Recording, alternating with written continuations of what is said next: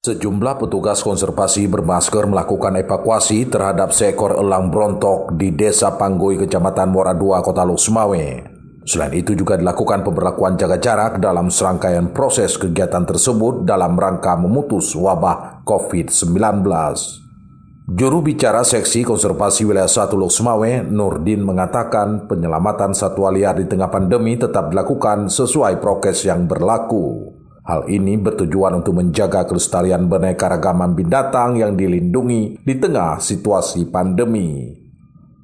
Satwa itu memang menurut itu sudah dipelihara beberapa bulan yang lalu, itu karena dia juga agak dalam keadaan liar itu, dan anehnya dia suka menyerang anak-anak.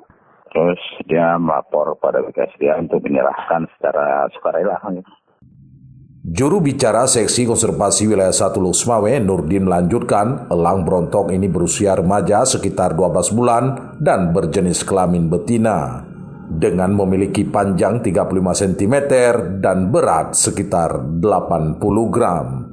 Dari Lok Sumawe, Erwin Jalaluddin melaporkan untuk KBR.